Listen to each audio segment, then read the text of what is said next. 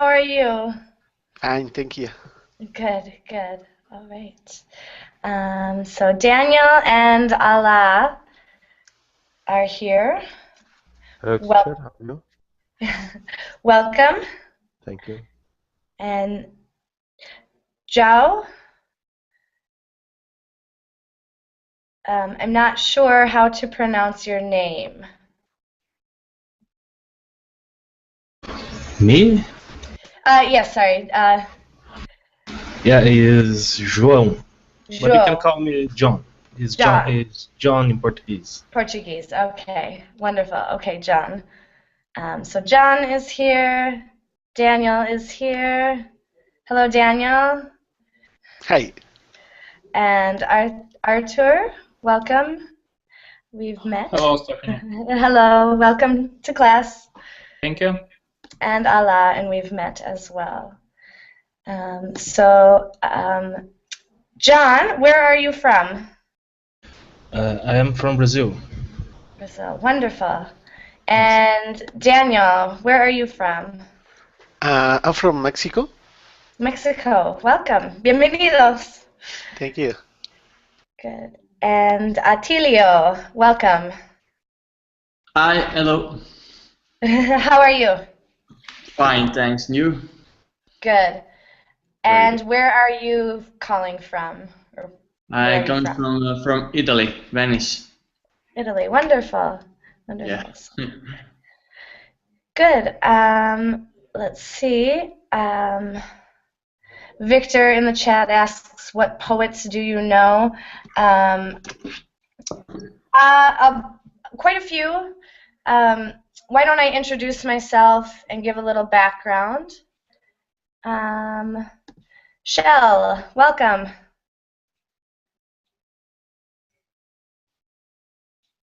And Vincenzo, welcome. Hola, digo, hi teacher. Hola. How are you? Sí. Wonderful. Where are you from, Vincenzo? I am from Rome, teacher. Okay. Italy. Wonderful. So two people from Italy. Wonderful. Glad to Most have you. welcome. And Shell, are you there? Shell? I am here. Hello, Okay. teacher. Hello. Welcome. Yes, Where are you thank from? you.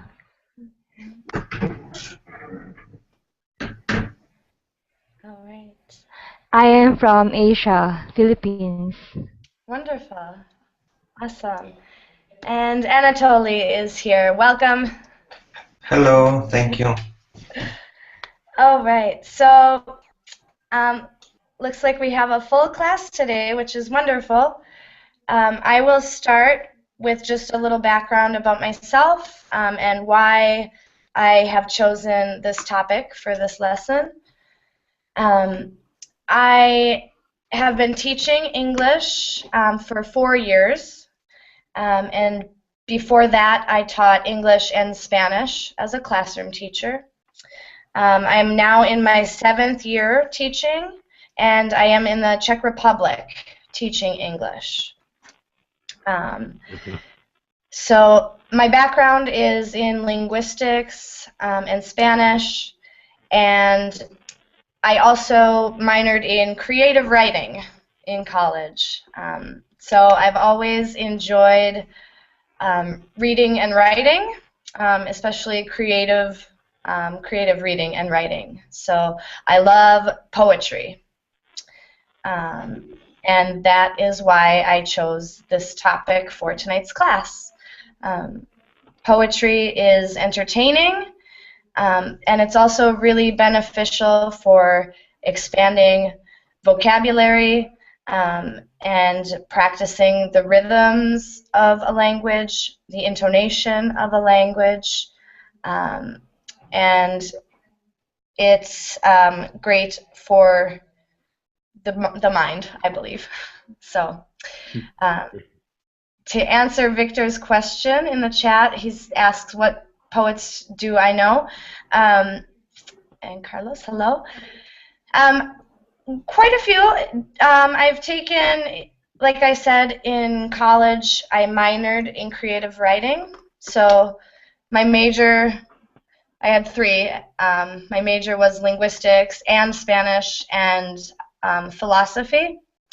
And then I minored in creative writing, which means I took a fair amount of creative writing courses, probably 12 or so during my undergraduate. And then last year I took a few creative writing courses through the Loft Literary Center in Minneapolis. Creative writing and poetry have always been a part of my life. Poets I know, well, today's poets, we have four, and we'll look at 5 poems. And today's poets are Robert Frost, Edgar Allan Poe, Richard Kenny, and Gwendolyn Brooks. They're all American poets. I did try to go for poems that I know very well for this class. It's my first poetry class, so I wanted poems that I am already very familiar with. Poetry and philosophy are the same thing. Quite often true, I'd agree. All right, so any questions before we begin? Any questions for me? Not now. Not now. Okay, wonderful. So my... Yes, the teacher. Huh? I'm sorry, what was that, Vincenzo?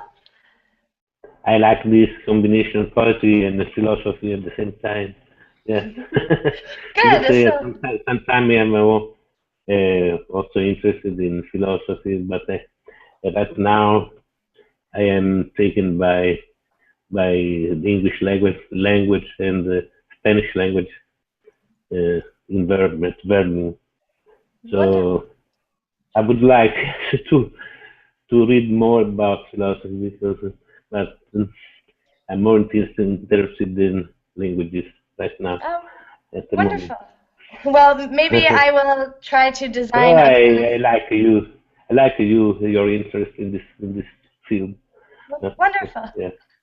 It's for me, it's a joy working through Verbling because I can combine my passion for teaching with my passion for other things. So maybe I'll think about designing some philosophy-based classes. Oh, fantastic. Everything creative. Yes. Yes. Yeah, so when I was learning Spanish, well, and I continue to learn Spanish, of course, I committed a few poems to memory, and then I would use them to improve my pronunciation. At times, you know, just washing the dishes or walking to the bus, you know, times you're not maybe doing much.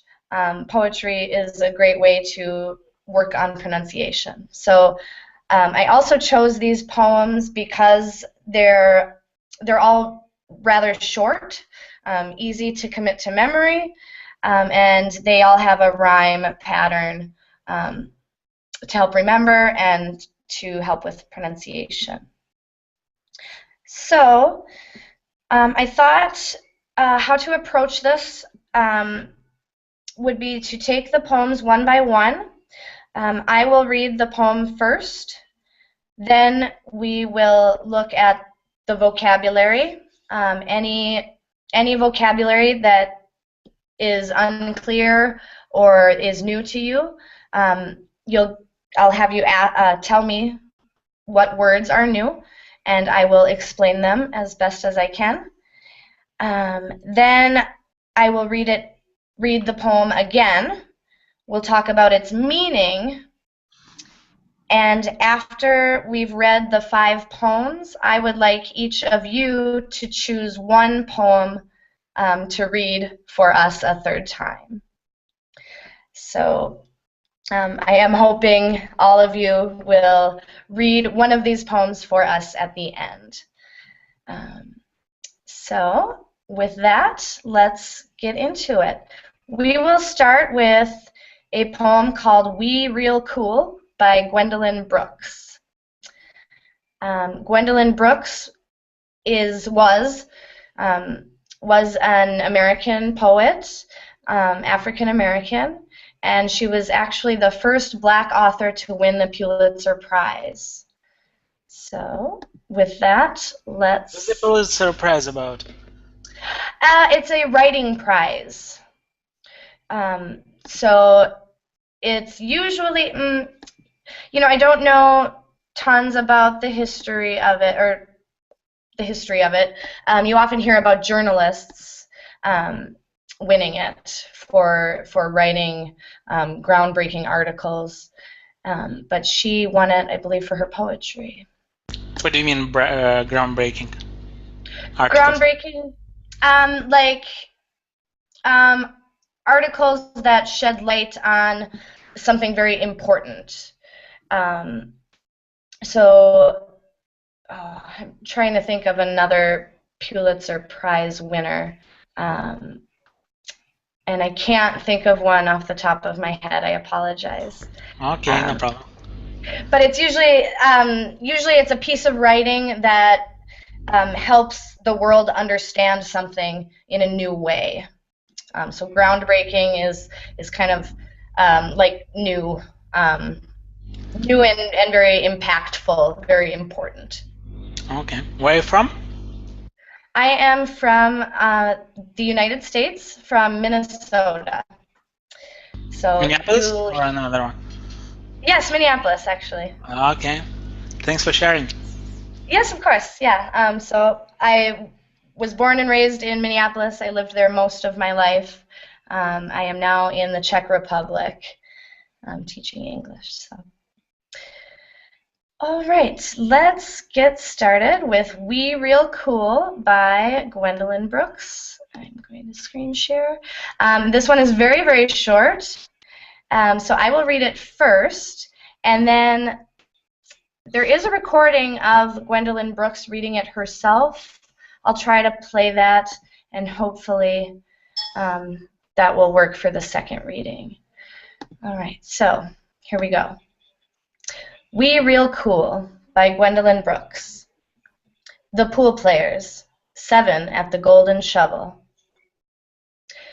We real cool, we left school, we lurk late, we strike straight, we sing sin, we thin gin, we jazz June, we die soon.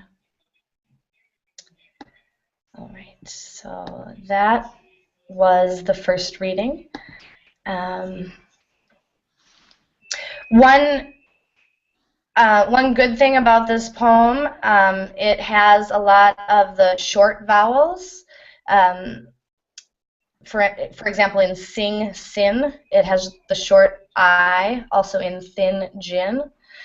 So if you are working on short vowel sounds, this might be a good poem to practice. Also the short A and the short E are in it as well. Are there any questions about the vocabulary? Again, this one is pretty simple, but are there any new words for you? Poetry always uses... Strike straight?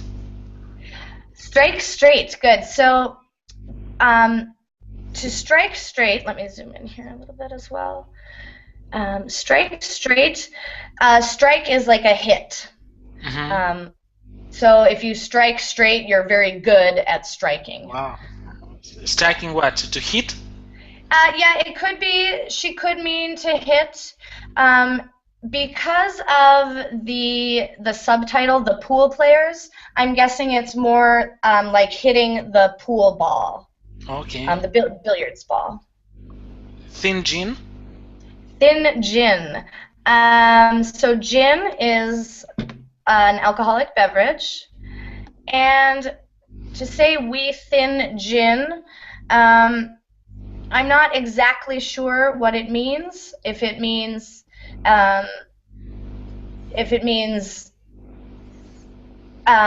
like possibly mixing gin with water to make it thinner. That doesn't fit with the tone of the poem, but that's my best guess for what the poet Lark late. Lurk late, very good. So lurking is when you are kind of hiding in the shadows. When you sorry, can you repeat? When you lurk, you are like hiding in the shadows. Okay. So I picture an alley with people lurking in the shadows or hiding in the shadows. Good. And Sing, meaning. What is the meaning? Sing sin. So sin. Yes, I know what is Okay. sin, but Okay, good. So sin, bad things. We sing sin probably means that they are proud of their sins. Okay. Yeah, good question. Good. Jazz June? Jazz June. This seems very poetic to me. Jazz, of course, is a style of music. And so I don't know if this was slang at the time that she wrote the poem. My guess is that she chose these words for their poetic value. The alliteration of J, Jazz June, and also the one-syllable pattern. They fit. And the style of music, jazz, in the time when she was writing, jazz was very cool, very young, very new. okay. What does the meaning of the entire poems? It is, so very good. Let's listen to it one more time really quickly and then talk about the meaning. I am going No to... meaning. What's that? It's nonsense. There is no meaning. I don't see any meaning. Okay, well, let's listen to it one more time, and we'll see if any of us can find meaning. And again, some poetry is just for the sound of it, so it may be that there isn't significant meaning. I'll try to give a little more historical context for it as well. If I'm going to try play this sound clip, if it doesn't work, I will just read it again quickly. Nope. No, Okay. it doesn't work. Okay, so I'll just read it. We real cool, the pool players, 7 at the Golden Shovel. We real cool, we left school. We lurk late, we strike straight. We sing sin, we thin gin. We jazz June, we die soon. Good, so I'm gonna switch back. Actually, I'll keep it up. Before I say what I think the meaning is there anyone who would like to say what they think the meaning is, or what the meaning is for you? I think that pool players just describe their lifestyle. Yeah, definitely. It could be just descriptive of the lifestyle of the young pool players. What pool players? Good. So in the subtitle here, this is a very important part of the poem, even though it's really part of the title, it seems, or it gives the background. It tells us who the characters are, who is saying we. So it's the pool players who are saying the words below. And I'm guessing there are 7 of them, and the billiards hall is probably called the Golden Shovel. Yeah, so I would agree. It does describe the lifestyle of the pool players at the time. Any other comments on meaning before I add a little bit to it? Why die soon? Why do they die soon? Yeah, why do they die soon? Good question. Okay, so I think what the poet is trying to say by ending the poem this way is that the lifestyle of the pool players is not going to allow them to have long, fulfilling lives. So she's kind of making commentary about their lifestyle, that maybe it's not such a good lifestyle. I think Because they sing gin and thin and strike straight because of that? Yes, and lurking has a bad connotation to it. Good people typically don't lurk. Lurking is what like a thief or a robber or maybe a murderer would do. Really cool. We left the school. Yeah, and with left school, when I read this poem, I imagine left school means they dropped out of school. So they left school before they were finished, because they were so cool that they didn't finish school, which is unfortunately rather commonplace in the United States. So I interpret this poem to mean to both give a description of this group of people in this era, and this is from 1963, but also to kind of comment on the lifestyle. And since Gwendolyn Brooks was an African-American poet, she wrote a lot about African Americans. So I think she's making a commentary about her people, her culture, in kind of a very gentle, disapproving way. Okay. Okay, so any questions or comments on that poem? But before we move on to the next? One question. Why do we have like we, and why she didn't put we in the next line with all the words? So basically, why should you use we and stop and after that? Very good. Yeah, so she did that for poetic license, for the rhythm of it. In her reading of it, it is kind of a jazzy poem. So breaking up the sentences in that non-standard way gives the poem more of a jazzy rhythm to it. Yeah, so that's why I assume she made that choice. Good question. Okay. Good. Good. And any other questions or comments? All right.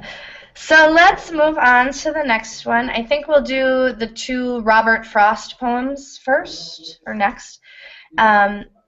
Robert Frost was a poet from the 1800s, very famous American poet. His poetry is beloved by many people, and I have two of his poems that I hold close to my heart, that I really enjoy, that are easy to memorize, and also might make you think a bit. So we will start with a poem called Fire and Ice. And again, I'll read it once. We'll talk about vocabulary. I'll read it again, and we'll talk about meaning, and then any follow-up questions or comments. All right, so Fire and Ice. Okay, so let me zoom in here. Oops. Here. Sorry, I need to find the proper window. And I just want everyone to be able to see it. And I have too many windows open. Okay. Fire and Ice by Robert Frost. And this was, oh, it doesn't have the year here. Okay, so Fire and Ice by Robert Frost. Some say the world will end in fire, some say in ice. From what I've tasted of desire, I hold with those who favor fire. But if it had to perish twice, I think I know enough of hate to say that for destruction ice is also great and would suffice. All right. Suffice? Good. So suffice means to be enough. To be enough or to be sufficient. Okay, to be sufficient. Good. About perish? Perish. Perish is a very poetic way to say end. To end or die. If something perishes, it ceases to exist or stops existing. Good. Good, good. How about this? This is kind of a... Agree. Yeah, not quite a phrasal verb, but when hold is followed with this preposition or conjunction. I tend to agree. What's that? I tend to agree, he's saying. I hold with those who favor fire. Like, Yes. I agree with those, I'm on the side of those. Very good. Excellent explanation. Yep. So he's not holding in the palm of his hand, but he's agreeing with those who believe the world will end in fire. It's easy. Good. Anything else in this poem? This poem maybe is more general vocabulary. No? Okay. No other vocabulary. Then I think I will, if it's okay with everyone. Yeah. A question. From what I've tasted of desire. So why of desire, but not from desire, for example? Oh, good. Good question. Tasted from desire wouldn't make sense. From the kind of the direction of the tasting. From what I've tasted from desire, it wouldn't go. It wouldn't go with. Let me try to think of a better explanation. So from desire, he's partaking. He's experiencing the desire. So he is going to the desire rather than the desire coming to him. From would be more the direction of desire coming to him, and he's kind of passively receiving desire. But with this preposition, he's actively going out and trying desire or testing things that are desirable. Does that clarify? Yeah, but for me as a second English speaker, yeah, Yeah. What do you say, second English speaker or what? Yeah, second language. Or Yeah. English is a second language. Yeah. Yeah, for me as English as a second language, I don't see like too much of a difference. Yeah, and prepositions are really tricky for that reason. You even saw it was difficult for me to explain why, because oftentimes with prepositions, there really isn't much of a logical reason.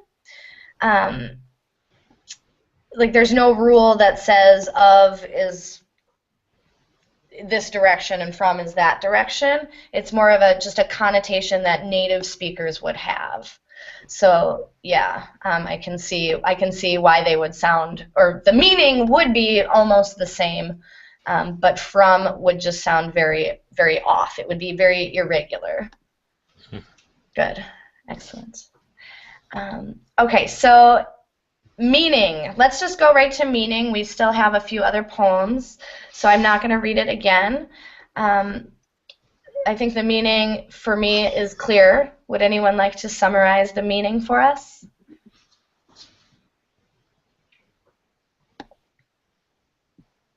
Oops.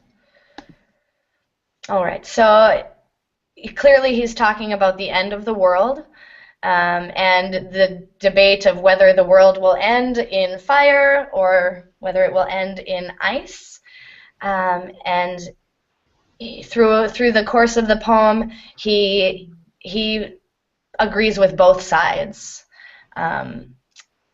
So he doesn't really give a strong conclusion, but from his experience of the world, fire is likely, but ice is also just as likely. All right, and he is equating desire with fire and hate with ice. Is he still alive? No, he died, let's see. Okay, so he is a little He didn't later. guess. He died in 1963. Yeah. So, good. Okay. All right.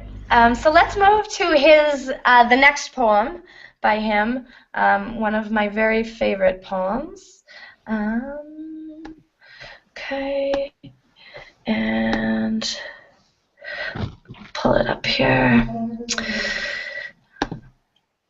Okay, we will screen share. This is called Nothing Gold Can Stay, again by Robert Frost. And I will zoom in so we can all see it better. All right. Oops. There it is. Okay.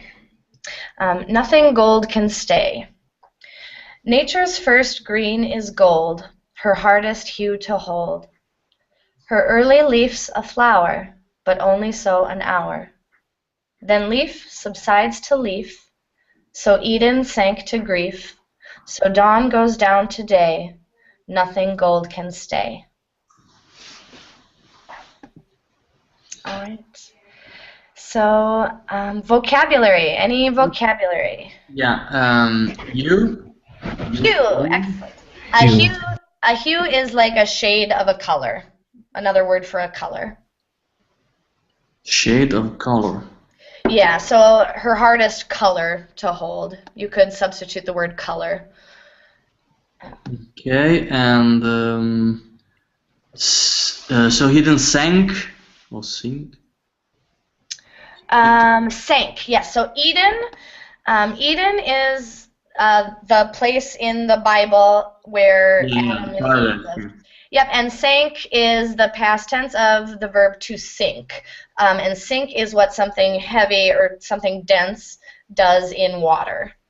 Okay. Yeah, so going down as if underwater. To grief. Grief is a deep, deep sadness. Sorrow would be a good synonym. Sorry, deep? A deep sadness. So grief is what you feel after the death of a person. So a very sad feeling, like sorrow.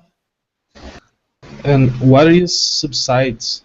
Good. Subsides is when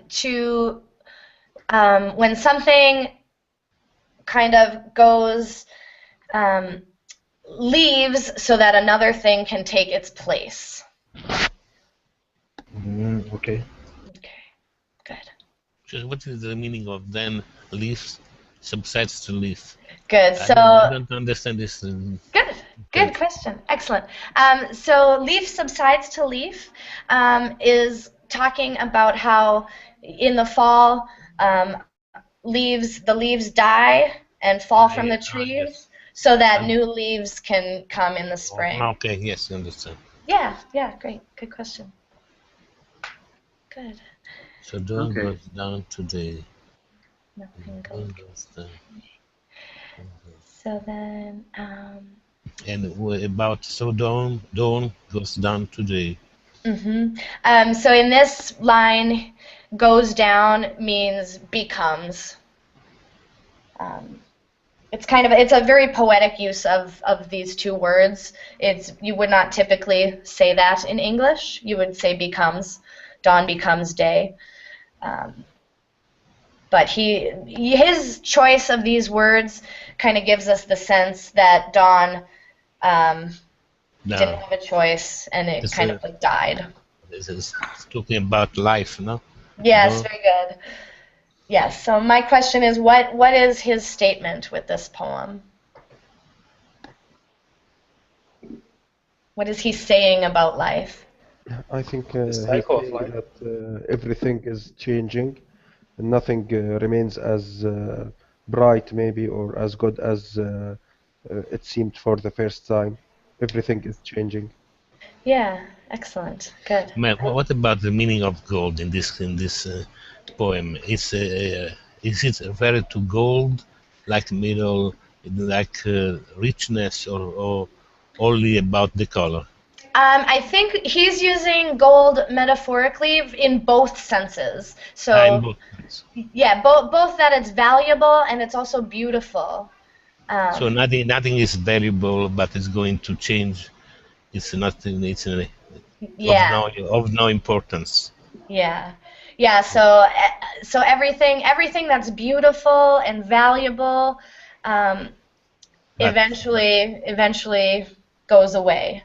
goes away. Yes, I there think is he's nothing very important, no, in this sense. Or Yes, that's very important for this to interpret this poem. Yes. yeah, I think he's talking about the glitter of the gold. Maybe at first, the gold has maybe great glitter, then it fades away. Yes. Yep. I think he is exactly making that statement. Um, yeah. So yeah, even in this first line, nature's first green is gold. Of course, nature's green is green, but he's saying it's so valuable, it's so beautiful, and it's also her hardest color to hold, or the hardest thing to hold on to or to keep. Good. Any other questions or comments on this one? Yes. Let me speak. At the end, he says nothing gold can stay. I think when he speak about gold can be old because the leaves are falling, so nothing old can stay in the nature. Yeah, I think he's also making a comment on death again, that nobody stays young forever, that even, the best moments don't last forever, and all of it eventually goes away. Yeah. Right. Yeah, so commenting on that aspect of life. So everything is going to change. Yeah, yes, absolutely. Anyone else? Anyone we haven't heard from yet today? I'm thinking about does it optimistic message for people or pessimistic? Because from the title, nothing gold can stay. It is pessimistic mind sentence. But in previous last, so down gas down, so down gas down today. Day usually we link it with something new, good, and maybe this is constantly changing. Maybe. Yeah. Yeah, I think so. And another way that I think of it also, it is pessimistic, like you said, but then there is that optimism of the day coming.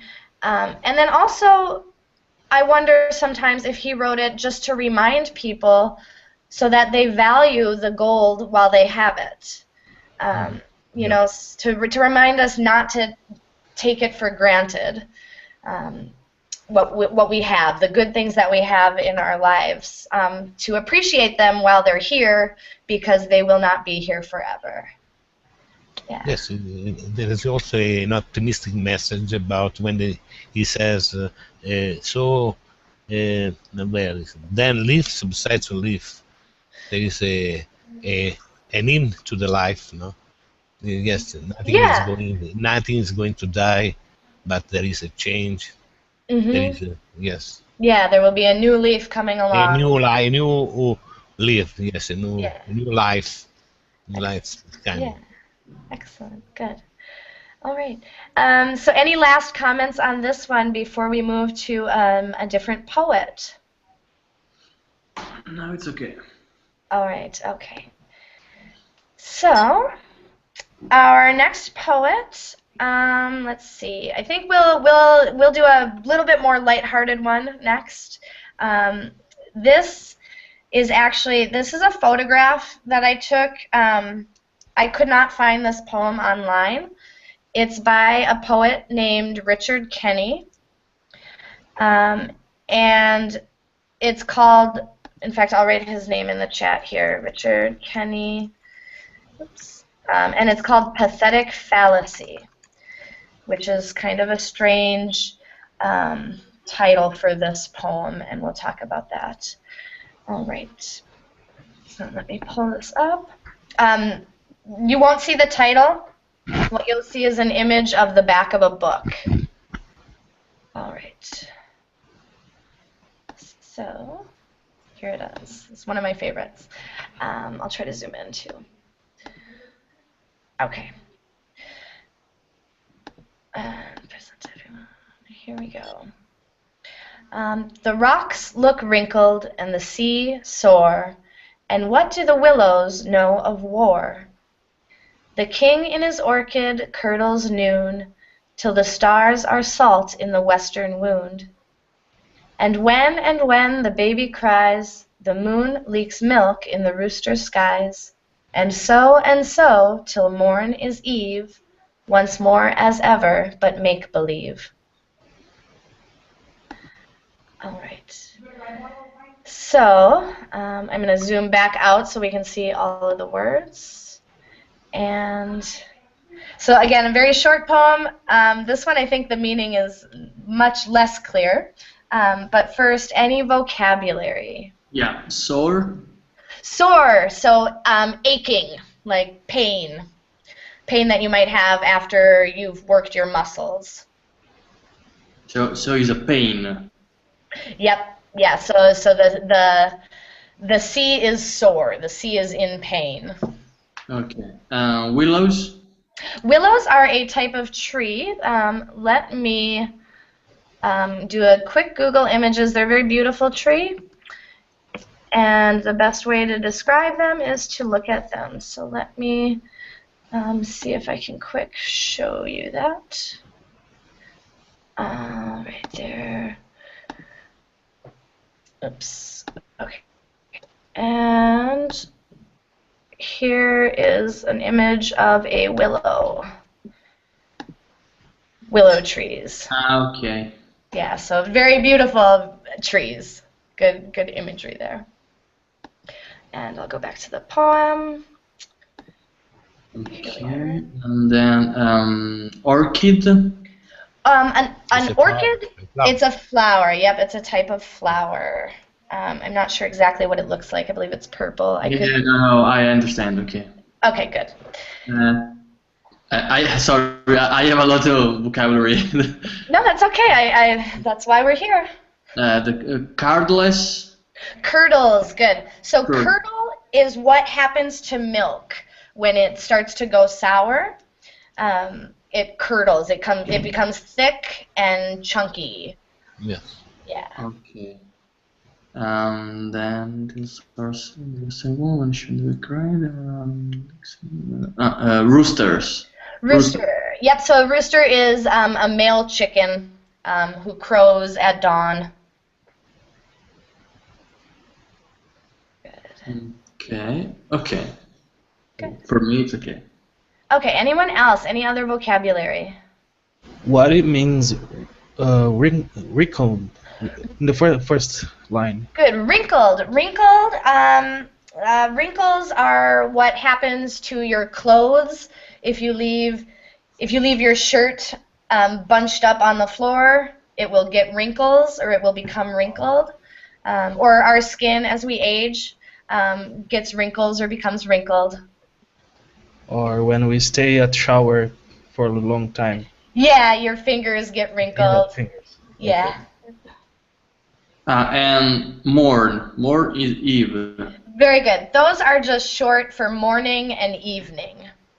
Yeah. Okay. Very uncommon, but you will find it in poetry or in older English. Okay. Yeah.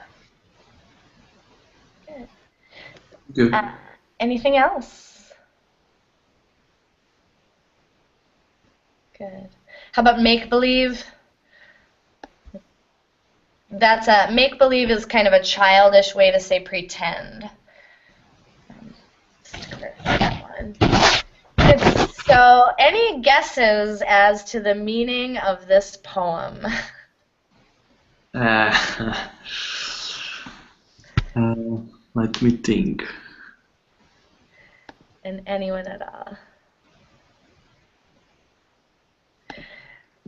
This is when I heard it one day listening to a podcast, and I just fell in love with it. The rhythm and the imagery is very beautiful and unique, but it doesn't, to me the meaning isn't clear, and I've had to kind of read a little bit about it to find out why he wrote this poem and why it maybe doesn't make much sense. So I will just, yeah, Anatole? Yes, I think he or she expressed infinity because nature about us and life, it is without end, after once more as ever, but make believe. Yeah. And so till morning eve, more and more, again. Yeah, it does give that. It gives a sense of repetition and patterns in the world, things that happen and will continue to happen and always have happened. Yeah, I can see that. What about the sense but make believe? Yeah, once more. Okay, so to kind of understand the last line, we have to go back to the title, which I apologize, the title is not on this, but the title is Once Pathetic. more than ever, but make believe. Yeah, more as ever, but make believe. So the title of this poem is Pathetic Fallacy. So pathetic means to be pitiable. If people pity you, you are pathetic. So if you're vulnerable or sad, people might pity you, you're pathetic. And fallacy is a mistaken belief. So by the title, Pathetic Fallacy, he's kind of saying a fallacy, yeah, so a mistaken belief or something that's wrong, like an argument that is not sound. Okay. Yeah, so it's almost, he's kind of calling this like a pitiable unsound argument or a pitiable false belief. And he actually wrote this as a child's nursery rhyme. So I believe it was when his son was born. He wrote this in the kind of the same vein as traditional English nursery rhymes, rhymes that you would read to children. So that's part of why it doesn't make, it's not making such an obvious statement, maybe like the poems by Robert Frost. But so it's partly written kind of for fun as a nursery rhyme for a child. But then with the title Pathetic Fallacy, he kind of makes a very adult commentary on nursery rhymes and the subject matter of nursery rhymes. Oh, nursery, okay. I don't understand the construction of this, the grammar construction of this, but make believe. Could you say in a different way, in a similar way, but make believe? Yeah. Once more and there. Yes, I understand the once more and as ever, but no, I can't understand that make believe. Good. Okay, so what's happening here? Make believe is functioning as a noun here. So this is not. Make is not being used as a verb. These two words together mean pretend, like to play pretend. So a child, if a child is pretending to be a grown-up or be an adult, or a child is pretending to be a bear or be a cat, we would say they're playing make-believe. Yeah. Yes. Yeah, so it's a childish, it's a very childish phrase. Adults never make believe. Never make believe. An adult never make believe Yeah. when a person is adult. Yeah. Yeah. But this is a kind of action that is used by child. Yeah. Yeah. We Adults pretend. We often pretend, maybe pretend to make more money than we do, or pretend to have a great social life. But adults don't make believe. Children make believe. Good. Very good question. Okay. Anything else on this one? But what is the meaning of this poem? I don't understand. Okay, so yes, so that was the one. No, the entire, no. Oh, the entire. Yeah. What should say this in this poem with this poetry? What is the in a nutshell? In a nutshell. So yeah, I would say that it's more about its form and the word choice. He is kind of mimicking, and maybe I should have included a nursery rhyme. I can quickly look one up. English, has anyone heard of Mother Goose? What is the message? Yeah, so the message is kind of just playing with words, playing with images in the same way that Mother Goose would have. And then I think just with the title, Pathetic Fallacy, he's maybe saying that his attempt at a nursery rhyme isn't maybe very good. I think he is, and that's my interpretation. I don't know if it's correct, but I believe that he wrote this as a nursery rhyme for his child, and then found that it wasn't maybe very good, or as good as traditional nursery rhymes are. He didn't agree about the nursery. He wasn't very glad about this nursery. I think something very sore about it. And not very comforting either. A child certainly would not understand this or get much out of it. So I think he's kind of making fun of himself a little bit at his attempt to write a nursery rhyme for his son. Yeah, that's my interpretation anyway. Good. Any other comments on this poem? I wanted to, looking at time, I would like to kind of just quickly survey the class. There was a fifth poem we did not get to, but I also, because this class is poetry for pronunciation, I wanted each of you to have a chance to do a little bit of pronunciation. Yeah. And looking at the chat, yes, John, yes, kids make believe we're pirates. Yeah, that would be a perfect use of the phrase make believe. Yeah, let's make believe we are pirates. Good.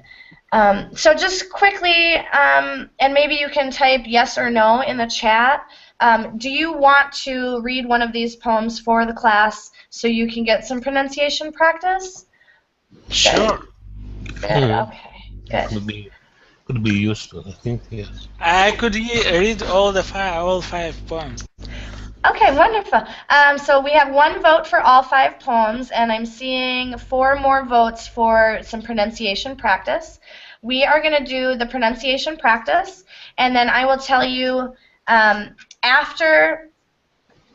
I think I will set up one of my next classes to be a continuation of this class. I do believe I teach at the same time next Saturday, so I will design that to be another poetry class. And so if you want the 5th poem, you can come back next Saturday at the same time, and we'll start with that next poem. It is called Alone by Edgar Allan Poe, in case you need to look it up right now. I'll type that in the chat. And it looks like John is ready, and he wants to read Fire and Ice. So I'm going to pull that up. And John, if you will start us off. Okay. All right, let me pull that up. And here we go. All right, whenever you're ready. Okay. Fire and ice.